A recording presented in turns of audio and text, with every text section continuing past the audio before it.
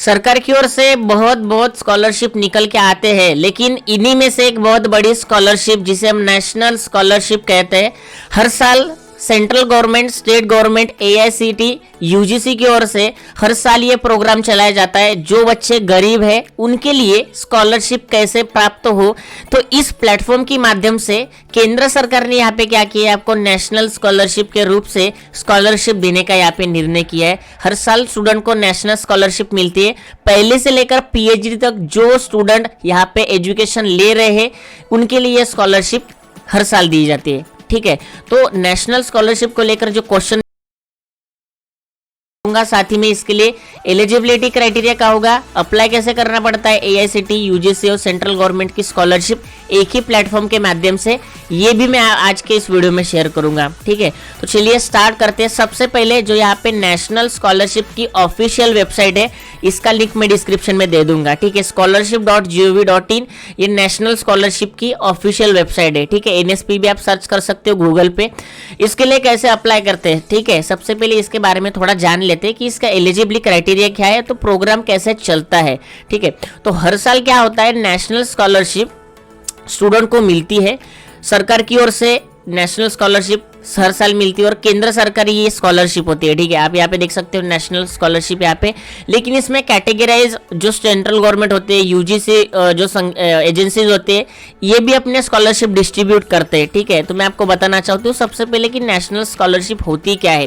तो national scholarship actual में एक ऐसा पोर्टल है जो विभिन्न सेवाएं प्रदान करता है स्कॉलरशिप की। ठीक है, लगभग यहाँ पे स्टूडेंट, बहुत सारे स्टूडेंट, लाखों स्टूडेंट इस पे रजिस्टर कर रहे हैं, इसका लाभ भी उठा चुका है। ठीक है, यहाँ पे मैं आपको बताना चाहता हूँ कि जो स्टूडेंट सरकार की ओर से स्कॉलरशिप लेना चाहते हैं, यहाँ पे सरकार की ओर से 2000 करोड़ से अधिक स्कॉलरशिप इन्होंने नेशनल स्कॉलरशिप के थ्रू इन्होंने डिस्ट्रीब्यूट की है और बहुत सारे स्टूडेंट इसके लिए अप्लाई करते हैं। मैं आपको बताना चाहता हूँ कि नेशनल स्कॉलरशिप एक्चुअल में वर्क कैसे करती है। स्टूडेंट जब ऑनलाइन एप्लीकेशन करते हैं नेशनल स्कॉलरशिप के लिए, तो डायरेक्ट जैसे कि डायरेक्ट स्टूडेंट के अकाउंट में पैसे जमा होते हैं, मतलब डायरेक्ट लॉन्च की गई स्टूडेंट के अकाउंट में।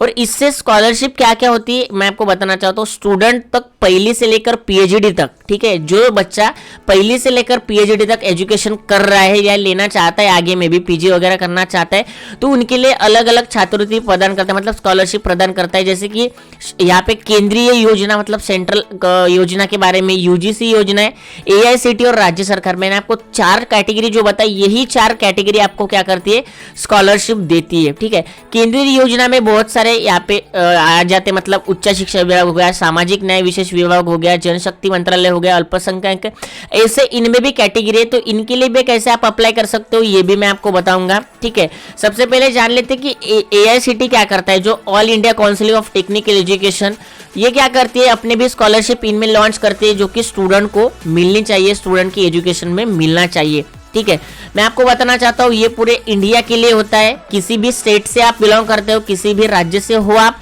महाराष्ट्र, मध्य प्रदेश, हरियाणा, किसी भी, तो आप इसके लिए अप्लाई कर सकते हो, स्टेट वाइज अप्लाई कर सकते हो। अब बात करते हैं इसके एलिजिबिलिटी क्राइटेरिया की। ठीक है, एनएसपी जो नेशनल स्कॉलरशिप होती है वो सभी को मिलती है, लेकिन इसका एलिजिबिलिटी क्राइटेरिया होता है वो भी आपको फॉलो करना पड़ता है। ठीक है, मैं आपको बताना चाहता हूँ जो स्टूडेंट डिसेबिलिटी है, ठीक है, मतलब शारीरिक रूप से विकलांग है, उनके लिए भी यहाँ पे मिलती है। जो स्टूडेंट हायर एजुकेशन कर रहे हैं, मतलब प्रोफेशनल कोर्सेज कर रहे हैं, एमबीबीएस कर रहे हैं, उनके लिए भी मिलता है। जो स्टूडेंट माइनॉरिटी से बिलोंग करते हैं वो भी इसके लिए अप्लाई कर सकते हैं। तो एलिजिबिलिटी क्राइटेरिया हम देख लेते हैं। जो स्टूडेंट डिसेबिलिटी है तो उनके फैमिली का इनकम क्या होना चाहिए, 2.5 लाख से कम होना चाहिए, ध्यान में रखना, ये सभी के लिए लागू होता है, 2.5 लाख से कम। और डिसेबिलिटी सर्टिफिकेट भी आपकी होनी चाहिए, अगर कोई भी शारीरिक रूप से विकलांग है तो उनका डिसेबिलिटी सर्टिफिकेट बनाना होता है। जो स्टूडेंट हॉस्टल पे रहते हैं वो भी अप्लाई कर सकते हो, और डे स्कॉलर भी होते हैं वो भी इसके लिए अप्लाई कर सकते हैं। घर से भी आप अप्लाई कर सकते हो, अगर आप किसी वसति गृह में रहते हो, हॉस्टल में रहते हो, उसके लिए भी अप्लाई कर सकते हो। इसके बारे में हम देख लेते हैं। जो स्टूडेंट हायर एजुकेशन कर रहे हैं उनके लिए यहाँ पे 4.5 लाख से भी इनका इनकम कम होना चाहिए। ठीक है, मतलब 4 लाख से कम ही होना चाहिए तो अच्छा है। इस तो ये जो मैंने इनकम बताई है वो SC, ST और OBC इनके लिए भी होता है। जो स्टूडेंट डिसेबिलिटी ये भी इसका फायदा उठा सकते हैं। उसके बारे में परसेंटेज क्राइटेरिया की हम बात कर लेते हैं। 50% गर्ल होते हैं इसमें, 6 जो SC के लिए 15%, ये आपको अप्लाई करना है, ये ध्यान में रखना है। ठीक है, अब बात करते हैं माइनॉरिटी अफेयर्स के बारे में, तो इनका 2 लाख से कम इनकी इनकम होनी चाहिए। इसके बाद आपको इनकम सर्टिफिकेट लगता है, डे स्कॉलर जो मैंने आपको बताया ये भी आपको यहाँ पे लगता है। जो स्टूडेंट लेबर, उनके फादर लेबर है तो उनका 1 या 2 लाख से अधिक ही इनकम नहीं होना चाहिए, 1 लाख से कम ही होना चाहिए, ध्यान में रखना है, ठीक है। चलिए मैं आपको दिखा देता हूँ कि ऑफिशियल हम तरीके से कैसे देख सकते हैं, ठीक है। ये हमारा हो गया नेशनल स्कॉलरशिप का ये पोर्टल। अब इसमें क्या होता है आप यहाँ पे देख सकते हो, जो न्यू एप्लीकेशन है, न्यू एप्लीकेशन पे क्लिक करने के बाद यहाँ पे न्यू एप्लीकेशन देख सकते हो।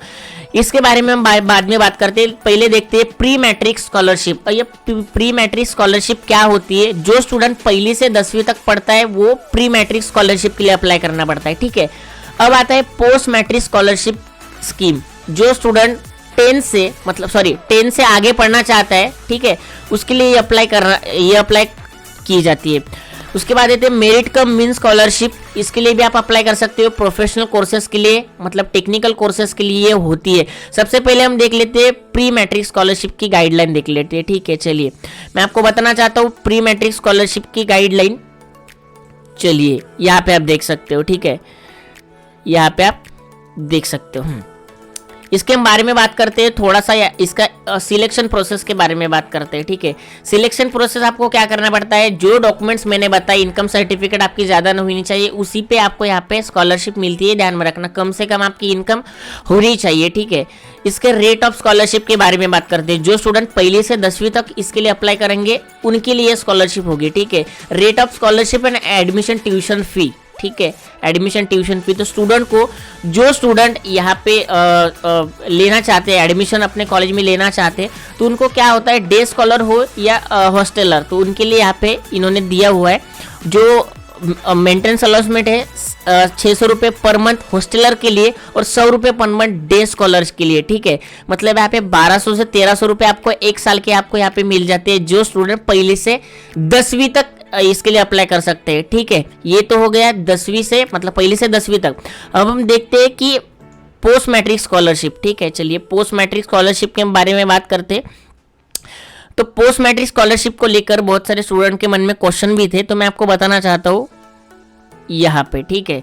इसके लिए 50% का क्राइटेरिया होता है, जो स्टूडेंट 11 से ग्रेजुएशन की पढ़ाई कर रहे हैं, ठीक है।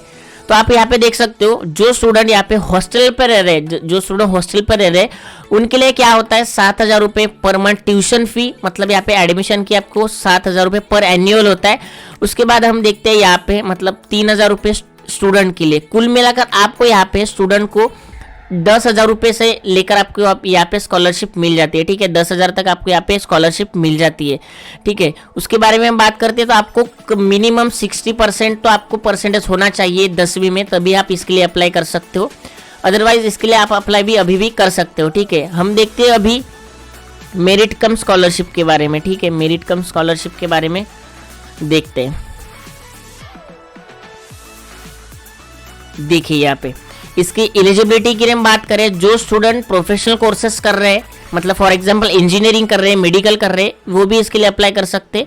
तो scholarship will be awarded to student who have secured not loss, मतलब आपको क्या चाहिए, 12th में अगर आप किसी भी प्रीवियस में एग्जाम में अगर पास आउट हो चुके हो तो आपको 50% मार्क होने चाहिए एग्जाम में, और उनका इनकम कितना होना चाहिए, 2.5 लाख से कम आपको होना चाहिए, 2.5 लाख से ज़्यादा आपकी इनकम नहीं होनी चाहिए, ध्यान में रखना। उसके बारे में हम बात करते हैं, तो इसको क्या होता है, आपको student duration scholarship will B provide the inter academic year, आपको यहाँ पे 1 साल की स्कॉलरशिप मिलती है। जो स्टूडेंट हॉस्टल पे रह रहे हैं, अपना एजुकेशन कर रहे हैं लेकिन हॉस्टल पे रह रहे हैं, तो उनके लिए 10,000 रुपये 1 साल का आपको मिल जाता है।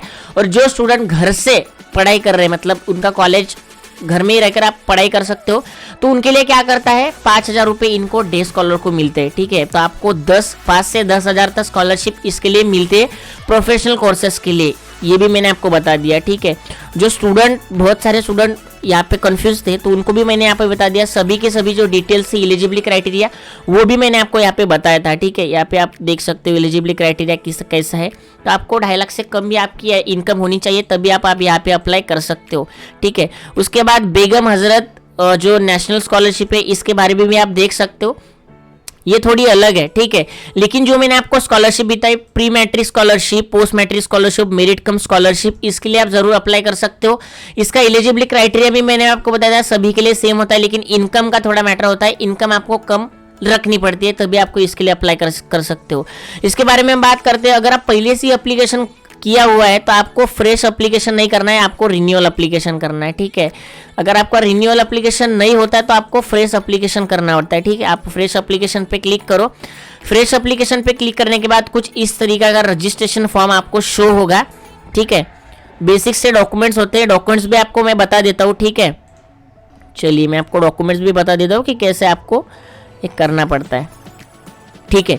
आप यहाँ पे देख सकते हो, अपना कुछ देना पड़ता है, डेट ऑफ बर्थ देना पड़ता है, अपना नाम देना पड़ता है, मोबाइल नंबर, मेल आईडी देना पड़ता है, बैंक अकाउंट देना पड़ता है।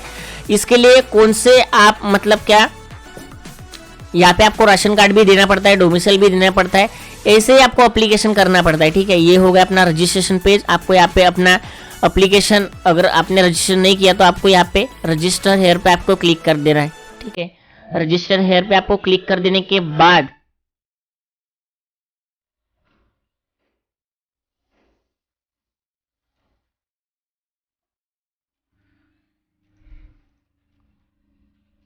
तो न्यू रजिस्ट्रेशन पे आपको यहाँ पे क्लिक कर देना है। रजिस्ट्रेशन पे क्लिक करने के बाद कुछ इस तरीके का डैशबोर्ड आपको यहाँ पे शो होगा। तो आपको यहाँ पे तीनों पे आई एग्री पे आपको क्लिक कर देना है। बेसिक से डिटेल्स आपको यहाँ पे फिल करनी होती है, ठीक है। चलिए मैं आपको यहाँ पे थोड़ा फिल करके दिखा देता हूँ ताकि आपको एक आइडिया मिल जाए कि कैसे आपको इसके लिए अप्लाई करना पड़ता है, ठीक है। कुछ इस तरीके का पेज आपको यहाँ पे फ्रेश रजिस्ट्रेशन करके आपको यहाँ पे पेज आ जाएगा। तो आपको क्या करना है, सबसे पहले अपना यहाँ पे अपना स्टेट डाल देना है। उसके बाद यहाँ पे कौन सी स्कॉलरशिप के लिए आप अप्लाई करते हो उसका नाम आपको डाल देना है, जो स्टूडेंट है। स्कॉलरशिप पे आपको स्कॉलरशिप पे आपको क्लिक कर देना है। स्कॉलरशिप स्कीम पे आपको यहाँ पे फिर से डेट ऑफ बर्थ, अपना जेंडर आपको यहाँ पे डाल देना है, mobile number, mail ID, FCI code आपको यहाँ पे फिर से डाल देना है, कंफर्म करना है, अपना बैंक अकाउंट नंबर डाल देना है, कंफर्म बैंक अकाउंट। उसके बाद आपको यहाँ पे आधार कार्ड अगर आप सिलेक्ट करना चाहो तो आप आधार कार्ड आपको यहाँ पे सिलेक्ट करना पड़ता है। उसके बाद कैप्चा आपको यहाँ पे फिल करना पड़ता है, एक कैप्चा आपको यहाँ पे दिखाई देता है। उसके बाद रजिस्टर पे आपको यहाँ पे क्लिक करना पड़ता है, ठीक है। रजिस्टर पे आपको यहाँ पे क्लिक कर देना है। इस तरह से आपको रजिस्ट्रेशन करना है। रजिस्ट्रेशन करने के बाद आपको एप्लीकेशन फॉर्म दिखने को मिल जाएगा। हालांकि आपको अक्टूबर से पहले ये सभी एप्लीकेशन आपको करना है। थोड़ा साइड में भी प्रॉब्लम होता है, तो अक्टूबर पे पहले आपको इसके लिए एप्लीकेशन करना पड़ता है। रजिस्ट्रेशन करने के बाद एप्लीकेशन फॉर्म आप फिल कीजिएगा और सभी की सभी डिटेल्स ऑनलाइन ही आपको सबमिट करना पड़ता है। सबमिट करने के बाद जो आपने फॉर्म फिल किया था और जो डॉक्यूमेंट्स आपने किया था तो आपको वो इंस्टीट्यूट में अपने जमा करनी होती है स्कॉलरशिप सेक्शन में। तो ये सभी की सभी डिटेल्स मैंने आपको शेयर किए हैं। एलिजिबिलिटी क्राइटेरिया, आपको कैसे एप्लीकेशन करना है, डॉक्यूमेंट्स लिस्ट, वे सभी की सभी डिटेल्स आपको जरूर फॉलो करनी चाहिए। इसके बारे में मैंने एक पीडीएफ अपने टेलीग्राम चैनल पे भी शेयर किया है, तो मेक श्योर आप टेलीग्राम चैनल ज्वाइन कर लेना, क्योंकि इसी तरह से रिलेटेड अपडेट्स मैं उसी चैनल पे भी देता रहता हूँ। तो उसका भी लिंक डिस्क्रिप्शन में है। और टेलीग्राम चैट सपोर्ट पे आप कोई भी अपने क्वेश्चन हो तो वो भी मुझे पूछ सकते हो। आप टेलीग्राम चैनल ज्वाइन कीजिएगा, उसकी भी लिंक में डिस्क्रिप्शन में है। और यूट्यूब पे मैंने बहुत सारे ऐसे वीडियोस बनाए जो कि स्कॉलरशिप से रिलेटेड है। तो आप स्कॉलरशिप रिलेटेड बहुत सारे वीडियोस हमारे टेलीग्राम चैनल पे, यूट्यूब चैनल पे भी आके आप देख सकते हो। मेक श्योर आप टेलीग्राम चैनल ज्वाइन कीजिएगा और यूट्यूब चैनल को भी सब्सक्राइब कीजिएगा।